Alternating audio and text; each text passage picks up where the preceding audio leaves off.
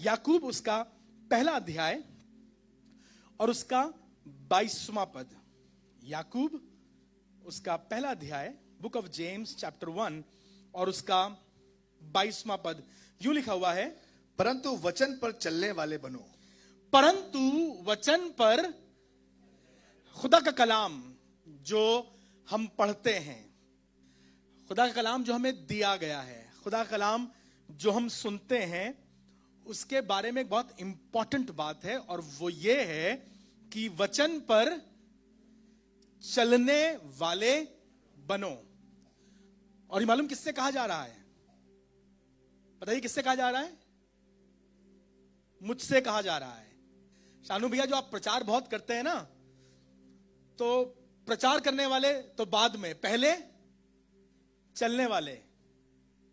उन लोगों से कह रहा हूं जो घर पर बैठकर YouTube सुनते रहते हैं, पूरा घर परेशान है कि इनकी मीटिंग ही खत्म नहीं होती है, और जब मीटिंग खत्म होती है तो उसके बाद फिर ये प्रचार करते हैं, सिर्फ व्यवहार से कोई मतलब नहीं है। खुदा कलाम इंपॉर्टेंट है। Hardly matters of what age are you, छोटे बच्चे हैं या बड़े हैं, प्रचारक हैं या कलीसिया हैं, याकूब ने सिखाया है, जेम्स ने बताया है, इंपॉर्टेंट क्या है? वचन पर चलने वाले बनो। ढेरों हैं जो वचन के बारे में मुझसे या आपसे बहुत बेहतर जानते हैं। ऐसे लोग हैं जिन्हें रटा हुआ है, ऐसे लोग हैं जिन्होंने बहुत पढ़ रखा है, जिन्होंने बहुत देख रखा है, पर खुदा चाहता है ऐसे लोग हों जो वचन पर, सुनिए लिखा हुआ है, याकूब कहने लगे वचन पर चलने वाले बनो, और केवल सुनने वाले ही नहीं, और केवल सुनने वाले ही नहीं। ऐसे आपने ढेरों लोग सुने होंगे, देखे होंगे, आप जानते होंगे, आपके घर में भी होंगे, जो डेली सुबह, दोपहर और शाम देखते रहते हैं। क्या? अगर तुम गहरी सांस लोगे और फिर बाहर छोड़ोगे तो दुबले हो जाओगे। अगर चाहते हो यहां का फैट कम हो और यहां का फैट कम हो तो दाहिने हाथ से और बाएं पैर से करो। सुबह जल्दी उठो, चना खाओ, ये खाओ, वो खाओ। और सुनते सुनते 6 साल हो गए हैं। मोबाइल पतला हो गया, लेकिन ये मालूम कौन है? ये हैं जो सुनने वाले हैं। ये वो हैं जो सुनने वाले हैं, सारी बातें सुनते हैं, क्या बता रहे हैं, कैसे बता रहे हैं, क्या क्या बता रहे हैं, इन्हें सब मालूम है। पर ये क्या बताएं, 9 बजे तक आंख ही नहीं खुलती है, उसके बाद ऑफिस भागना होता है, उसके बाद शाम को जब आते हैं तो थक जाते हैं, फिर शाम को तो हमसे होता भी नहीं है, हमारे पास तो टाइम भी नहीं है। अगले दिन फिर 7 बजे आंख खुल गई, 7 से लेकर 9 तक हम देखते रहे अलोम और विलोम आसन। जो सबसे अच्छा आता है वो है मैं मृत्यु आसन, कंबल ओढ़ करके। अमा गद्दा पतला हो गया अब तो। ये वो हैं जो सुनने वाले हैं। याकूब गुस्सा हो गए और कहने लगे भाई केवल सुनने वाले नहीं पर चलने वाले बनो। It is very important as a Christian, I need to walk according to the word of God. केवल सुनने वाले नहीं वरन चलने वाले बनो। जो अपने आप को धोखा देते हैं, लिखा हुआ है जो केवल सुनते हैं ना, उनके बारे में लिखा है वो केवल अपने आप को, मैं किसी और को धोखा नहीं दे रहा हूं, और सच पूछ तो मैं खुदा को भी धोखा नहीं दे सकता हूं, मैं तो धोखा अपने आप को दे रहा हूं, जो केवल अपने आप को धोखा देते हैं। क्योंकि जो कोई वचन का सुनने वाला हो जी और उस पर चलने वाला ना हो तो वो मनुष्य उसके समान है, उस मनुष्य के समान है जो अपना स्वाभाविक मुंह दर्पण में देखता है। जो अपना मुंह आईने में देखता है। अपना मुंह आईने में देखा जी, इसलिए कि वो अपने आप को देखकर चला जाता है, अपने आप को देखता है और देखकर फिर चला जाता है और तुरंत भूल जाता है कि आंख में कीचड़ लगा है, कि मैं कैसा था। भूल जाता है कि अरे लाल गिर रही थी, भूल जाता है मेरा काजल फैल गया था, भूल जाता है कि अरे यहां तो बहुत बड़ा दाना हो गया है। मुंह आईने में रेगुलरली देख रहे हैं, ब्रश करके आए थे, मुंह देखा था, लेकिन उसके बाद ध्यान नहीं दिया कि अभी झाग। बाइबल बता रही है और स्वाभाविक बातों से लेकर हमें बता रही। जब आप आईने में देखते हैं ना, तो आईने में देखते ही आपका हाथ फौरन जाता है। जवान बच्चे जो नया नया जिम जाना शुरू करते हैं, आप देखिए, अगर कार के बगल से निकलते हैं, कार के शीशे में दिखाई पड़ जाए परछाई भी, तो जो नई नई जवान हुई है, जैसे ही दरवाजे के पास से निकलेगी, दरवाजा कांच का, तो एक बार झटका मारकर बाल, अभी नए बाल स्टेप्स में कच्चे हैं ना, तो हर स्टेप पर निगाह जाती है। What is happening? हो ये रहा है क्योंकि हम आईना देख रहे हैं, पर कई बार हम स्वाभाविक रूप से इतने होशियार होते हैं, आईने में देखकर अपने आप को संवार लेते हैं, लेकिन जब आत्मिक रूप की बात होती है, आईना हमारे सामने खुला है और बार बार खुला है। खुदा कलाम हमसे बातचीत करता है, खुदा का रूह हमसे बातचीत करता है, संडे स्कूल में टीचर हमसे बातचीत करती है, संडे को पासवान हमसे बातें करता है, मंडे को आप खड़े हुए थे, आप पढ़ रहे थे, कैलेंडर में भी वाली बात, वाली आयत लिखी हुई थी, और आपने देखा और आपने कहा अरे हटाओ। वो अपने आप को धोखा देता है और चला जाता है, ये भूल जाता है कि मैं कैसा। द वर्ड ऑफ गॉड, खुदा का कलाम, इसकी हर आयत, इसकी हर कहानी इसीलिए है ताकि इस आईने में देख करके मैं अपने आप को सुधार सकूं। बाइबल की एक आयत भी एंटरटेनमेंट के लिए नहीं है, बाइबल की एक आयत भी सिर्फ मनोरंजन के लिए, कहानी के लिए नहीं है, पर इसलिए है ताकि मैं कहूं ये आयत बिल्कुल उन पर सही जी नहीं, ये आयत उन पर सही बैठने के लिए और उन पर सही बैठने के लिए नहीं है। सबसे पहले ये आयत जो मैं पढ़ रहा हूं मुझ पर सही बैठने के लिए है। I can understand the word, I can obey the word, I can live the word, and then only I can preach the word.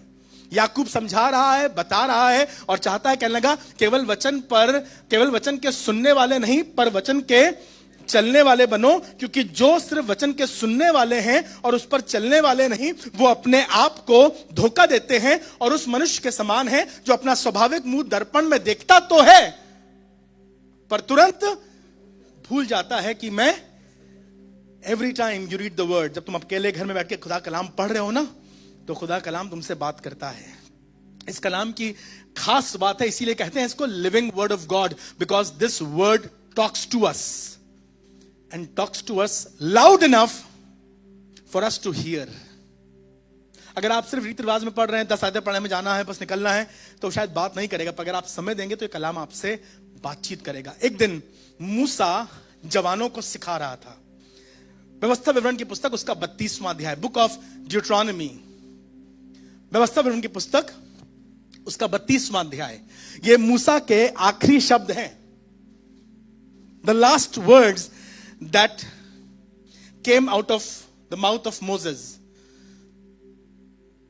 5 किताबें मूसा ने लिखी हैं, उत्पत्ति, निर्गमन, लय व्यवस्था, गिनती और व्यवस्था विवरण। 5 किताबों का लेखक, द राइटर ऑफ पेंटियॉक, अ लर्नेड मैन, बुद्धि है इसके पास, ज्ञान है इसके पास, अभिषेक है इसके पास, पवित्र आत्मा इसकी अगुवाई करता है, दर्शन मिला है इसे और खुदा ने इससे बातें करी, इसने बातें लिखी हैं। ये अपने आखिरी लेख पर आया है, कंक्लूजन लिख रहा है।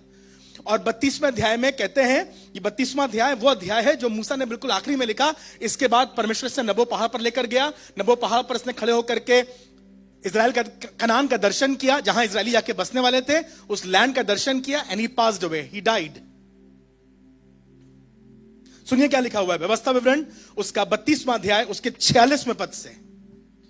तब उसने उनसे कहा, तब मूसा ने सब इजरायलियों से, इजरायलियों के प्रधानों से, जवानों से, हाकिमों से कहा कि जितनी बातें मैं आज तुमको चिताकर कहता हूं, मैं तुमसे कुछ खास बातें कह रहा हूं, I am talking to you something very very important, तुमसे कुछ चिता के कहना चाहता हूं। उन सब पर अपना अपना मन लगाओ। उन सब पर क्या करो?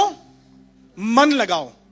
बड़ा इंपॉर्टेंट है, जब खुदा के घर में आए, खुदा की बात को सुने, बाइबल पढ़े ना, तो खींच करके अपना मन लेकर आइए और कहिए, मन तुझे लगना पड़ेगा। अगर मन नहीं लग रहा है तो कोशिश कीजिए कि आपका दिल बाकी सब बातों से अलग हो सके और खुदा के कलाम पर लग सके। अगर आप सिर्फ दुआ कर रहे हैं और मन नहीं लग रहा तो दुआ वेस्ट हो गई। अगर आप गाना गा रहे हैं, आराधना कर रहे हैं और मन नहीं लग रहा, उसमें दिमाग में कुछ और चल रहा है, तो आराधना वेस्ट हो गई। अगर आप चर्च में भी बैठे हैं और मन नहीं लग रहा है तो आपका चर्च आना भी, खुदा करे खुदा के घर में हमारा मन लग सके। कभी कभी बच्चे बहुत दौड़ते भागते हैं, शैतानी करते हैं, आप जबरदस्ती बैठाते हैं, कोशिश करते हैं, अच्छी बात है, टीच देम। मन मालूम कैसे लगता है? सिखाना पड़ता है। ये मन बहुत बदतमीज है, ये नहीं लगता आराम से। किसी भी अच्छे काम में लगाओ, ये लगना चाहेगा ही नहीं। इसे चाहो कि पढ़ाई कर ले, मन नहीं लगेगा, इधर उधर भागेगा। अभी बच्चे के लिए मौका है ये ट्रेनिंग करने का, सब में मन लगेगा अलावा ट्रेनिंग के। ये मन अपनी मर्जी करना चाहता है। जो खुदा के खादिम कह रहे थे ना, हमें उसको लेके आना पड़ता है और खुद बैठाना पड़ता है, मारना पड़ता है, बेटा बैठ, मन खोलना पड़ता है, क्योंकि मन में मूर्ता बंधी रहती है। तो मूसा सिखा रहे थे और कहने लगे जरूरी है कि तुम्हारा मन लग सके। सुनिए फिर से जी। उन सब पर अपना अपना मन लगाओ, उन सब पर अपना अपना मन लगाओ, और उनके अर्थात इस व्यवस्था की सारी बातों के और इस व्यवस्था की सारी बातों को मानने में चौकसी करने की आज्ञा। चौकसी, व्यवस्था माननी है, ये सिर्फ सुननी नहीं है। अगर आप पादरी हैं या पादरी के बच्चे हैं, आप संडे स्कूल कर चुके हैं, आप संडे स्कूल से पास आउट कर चुके हैं जी, तब भी ये खुदा का कलाम मानना जरूरी है। ये सिर्फ मम्मी के मानने के लिए नहीं है, ये सिर्फ पादरी साहब के मानने के लिए नहीं है, हमारे पापा मानते हैं उनके लिए नहीं है। जितना जरूरी आपके लिए खाना खाना है, जितना जरूरी आपके लिए सांस लेना है, उतना ही जरूरी if you are a Christian you have to obey the word. I understand, आपके पास फर्क जिम्मेदारियां हैं। आप बाहर लोगों को वेलकम करते हैं, आप ड्रम बजाते हैं, आपकी जिम्मेदारी है। आपके पास और जिम्मेदारियां हैं कि आप ये काम करते हैं, वो काम करते हैं। हमारी जिम्मेदारी है हम चर्च साफ करते हैं। अच्छी बात है, आप चर्च साफ करते हो या प्रचार करते हो या गाड़ियां लगाते हो या कोई और काम खुदा के घर में करते हैं। इंपॉर्टेंट तो यह है कि खुदा का कलाम हमारी जिंदगियों में पहला स्थान रखे, हमारा मन उसमें लगे और व्यवस्था को मानना हमारे लिए अनिवार्य है। I'm simply trying to help you to learn to focus your heart towards the word of God. मालूम आपको बाकी सब चीजें जो हैं ये खराब हो सकती हैं, बदल सकती हैं, पर जो सदा स्थिर है वो खुदा का कलाम है। Something that is ever strong is the word of God. व्यवस्था की ये पुस्तक तेरे चित्त से कभी ना उतरने पाए। जो कुछ इसमें लिखा है इसके अनुसार करने से तेरे काम सफल होंगे और तू प्रभावशाली होगा। अगर आप चाहते हैं कि आप प्रभावशाली हो तो जरूरी है व्यवस्था की बातें हमारे दिलों में, खुदा का कलाम हमारी बातों में लिखा है।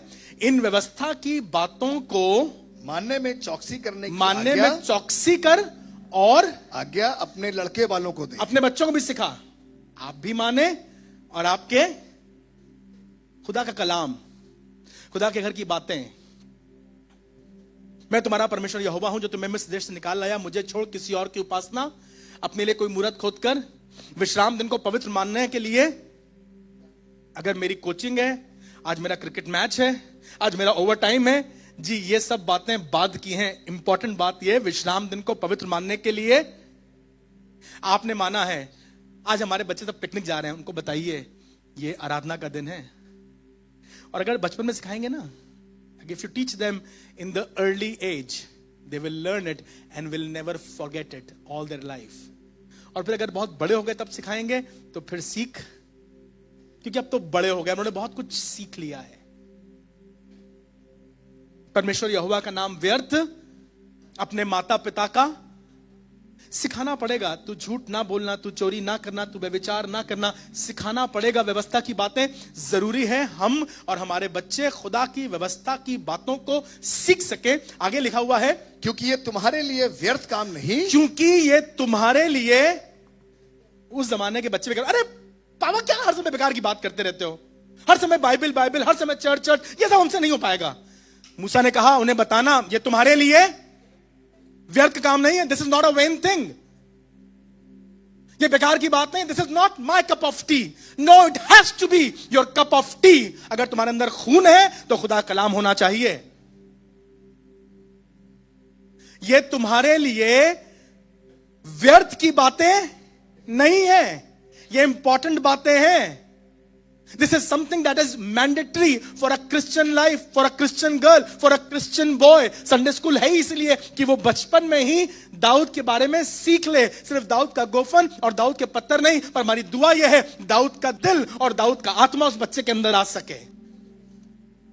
ये तुम्हारे लिए व्यर्थ की बात नहीं, पर आगे लिखा हुआ है परंतु तुम्हारा जीवन ही है। परंतु ये तुम्हारा दिस इज योर लाइफ. नहीं, my life is different. You know, my style is different. I'm only happy to be on the keys. I'm only always happy to be on the drums. No, this is just a style of worship. But the life that you're living is the word of God. आप बाजा बजाइए, आप गीत गाइए, आप खाना पकाइए, आप बाहर खड़े होकर के लोगों को वेलकम कीजिए, आप गाड़ी चलाइए, जो कुछ आप कीजिए, पर खुदा करे खुदा का कलाम हमारी जिंदगियों पर अधिकार रखे और मैं अपनी जिंदगी को परमेश्वर तेरी मर्जी के मुताबिक चला. Bible is not read to be preached. Bible इसलिए नहीं पढ़ी जाती है कि हमें प्रचार करना है. बाइबल तो इसलिए पढ़ी जाती है ताकि हम उसके अनुसार अपनी जिंदगी जी सकें. सिखाया गया, बताया गया, यह व्यर्थ काम नहीं है. Carrying the Bible, coming with the Bible in the house of God is not a vain thing. ये तुम्हारा जीवन है. मनुष्य केवल रोटी से नहीं, ये नए नियम की बात नहीं है, ये पुराने नियम में बोला गया था. नए नियम में यीशु मसीह से कोट कर रहे हैं. व्यवस्था की बातें थी कि मनुष्य केवल रोटी से. अरे रोटी बड़ी जरूरी है भैया, आपको नहीं मालूम है, पापी पेट का सवाल है. रोटी, कपड़ा और मकान, ये सब बातें बाद की हैं. मनुष्य केवल रोटी से नहीं, लेकिन हर एक उस बात से जो परमेश्वर के हमें जरूरी हम समझ सकें. अपने घर में, अपने खानदान में खुदा के कलाम का महत्व. क्या बता, हमारे बच्चे सुनते नहीं हैं. आपने कभी उन्हें सुनाया ही नहीं, हमेशा सुनाया. अरे हम बहुत टोकते हैं उनको. मैं टोकने की बात नहीं कर रहा हूं, वो सिर्फ आपके शब्द हैं. कोशिश करो तुम्हारे घर में खुदा का कलाम पढ़ा जाए. मेरे शब्दों में ताकत नहीं है, पर खुदा के शब्दों में अद्भुत ताकत है. मुर्दे जिंदा हो जाते हैं. तुम्हारे तो सिर्फ रिश्ते हैं जो थोड़े दिन के लिए पीछे फेंक दिए गए हैं.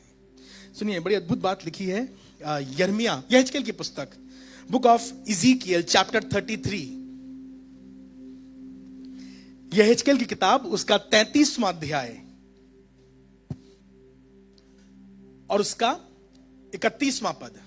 बुक ऑफ इज़ीकियल चैप्टर 33 और उसकी पहली आयत में आसमान का खुदा यहेजकेल से बात कर रहा है और बात कर रहा है इज़राइल के लिए, अपनी प्रजा के लिए, अपने लोगों के लिए. And God is not very happy the way they respond to the voice of God.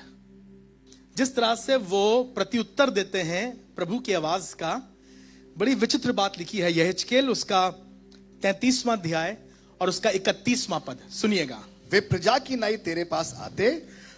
परमेश्वर यहेजकेल से कह रहा है, वे प्रजा की नाई तेरे पास नहीं. सुबह 9:30 पहुंचना है, 9:30 पहुंच जाएंगे टाई लगाकर. जी, वे प्रजा की नाई तेरे पास आते और मेरी प्रजा बनकर तेरे सामने बैठकर तेरे वचन सुनते हैं. और मेरी प्रजा बनकर तेरे सामने बैठते हैं और तेरे वचन, लगता है सर भी हिलाते हैं कभी कभी. ये एक चर्च की बात हो रही है.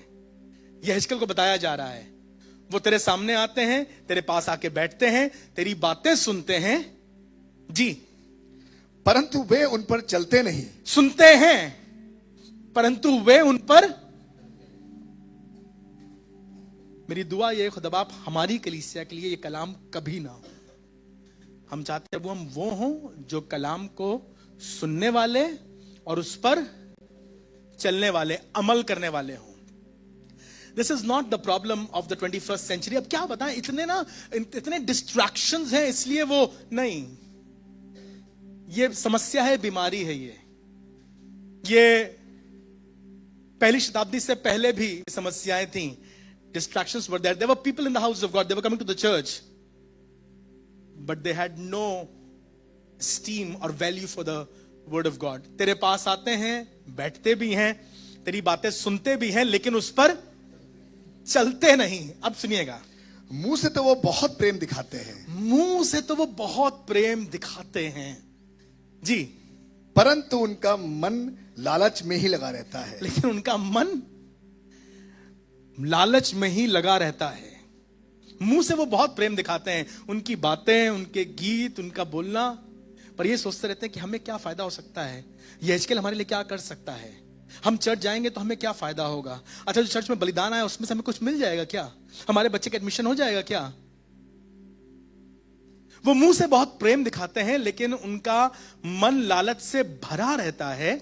और तू उनकी दृष्टि में, और कहने लगा परमेश्वर यहेजकेल से, तुम बहुत सा प्रीच करते हो, तुम्हें लगता है ना, तो कहने लगा और तुम यहेजकेल उनकी दृष्टि में प्रेम के मधुर गीत गाने वाले, प्रेम के मधुर गीत गाने वाले और अच्छे बजाने वालों का सा ठहरा है। तू उनके सामने सिर्फ एक लव सॉन्ग का सिंगर बन गया है, अरिजीत सिंह बन गया है तू उनके सामने। तेरी बात सुनते मुनते नहीं है, they are just listening to you because they like to hear your voice. उन्हें अच्छा लगता है एंटरटेनमेंट के लिए। जी थैंक यू। एंटरटेनमेंट के लिए वो तुम्हारी सिर्फ बातें सुन रहे हैं और सुन के चले जाते हैं, भूल जाते हैं यार बोला बड़ा अच्छा था, वो देखा कैसे चोट लगता बढ़िया सुनाया था, वो गाना सुना था ना, टाई देखी थी ना, उनकी साड़ी देखी थी, सुना नहीं, समझा नहीं। और खुदा का खादिम यहेजकेल उनकी दृष्टि में एक सिर्फ सिंगर बन के रह गया, एक सिर्फ लव सॉन्ग का सिंगर। गाना सुना, इमोशनली बिल्कुल भावुक हो गए, आंख से आंसू भी आने लगे, और उसके बाद फिर भूल गए। फिर घर जाकर के उसी बीवी से बदतमीजी से बात करने लगे, लड़ने लगे। वहां तो आंसू बहा रहे थे मोहब्बत के गाने पर, झील सी नीली आंखें, बालों का रंग सुनहरा। वो लव सॉन्ग था, खत्म हो गया तो हम भी खत्म हो गए, गाना खत्म, सिंगर खत्म, कहानी खत्म। अब तो हम बस ये गाते हैं, सैयारा तू तो बदला नहीं, बस मौसम।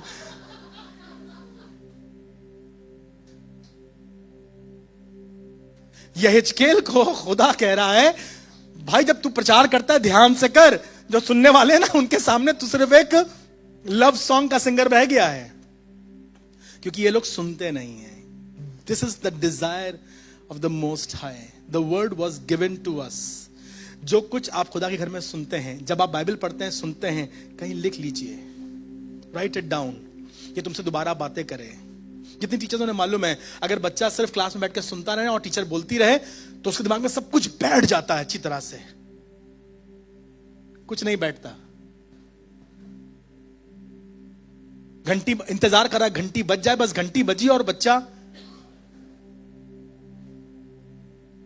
अगर लिख लेगा, if he is writing it down, तो उसके पास रहेगा। अगर उसे रिवाइज करेगा तो उसे खुदा का कलाम हमारी जिंदगियों में ऐसा हो जिसे हम रिवाइज कर सकें, पढ़ सकें। एक बार पढ़ने में, एक बार बोलने में मुझे भी समझ में नहीं आता है, कई बार पढ़ने, कई बार बोलने, कई बार रीड करने के बाद फिर वो हमें समझ में आता है। मेरी दुआ यह है हर एक शख्स हमारी कलीसिया में, जवान, बच्चा, बुजुर्ग, खादिम, खुदा हमारी सहायता करे ताकि हम खुदा के कलाम। बताया यीशु मसीह सिखा रहे थे और कहने लगे एक बीज बोने वाला बीज बोने निकला। This message is totally, this parable was totally about the word of God. इतना इंपॉर्टेंट था, कहने लगा वो बीज बोने निकला, और जब वो बीज लेके जा रहा था तो कुछ बीज जो थे वो उसने फेंके ऐसे, वो बीज बो रहा था, पर कुछ बीज कहां गिर गए? सड़क के किनारे गिर गए। गलती है बोने वाले की, उसे ठीक से बोना चाहिए नहीं, वो तो बीज बो रहा है, वो अपना हाथ चला रहा है, अब वो बीज राह के किनारे गिर गए, बीज की गलती थी नहीं। बड़ी खूबसूरत सी कहानी लिखी है, यीशु मसीह ने इसको पूरा एक्सप्लेन किया है, और ये तीनों गॉस्पेल्स में, मत्ती, मरकुस, लूका में it was important and he wanted it to be on all three gospels. तीनों गॉस्पेल वाली बात लिखी जाए कि बीज बोने वाला बीज बोने निकला, उसने बीज फेंका और कुछ बीज राह के किनारे गिर गया, और लिखा है चिड़ियां आई और उसे चुगकर सुना था। सब लोग बैठे हुए थे, बोला भी किया था, लेकिन चिड़िया आई और चुगकर ले गई।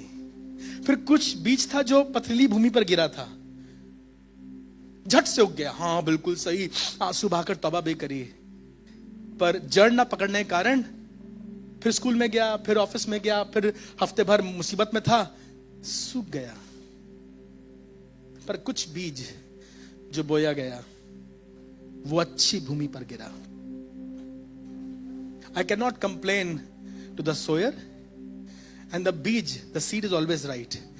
बात है जमीन की, और खुदा करे कि मैं एक अच्छी भूमि बन सकूं जिस पर बीज 100 गुना फल लाए। दुआ करें, खुदा बाप तू हमें एक अच्छी भूमि बना, हमारी सहायता कर, यीशु के नाम से।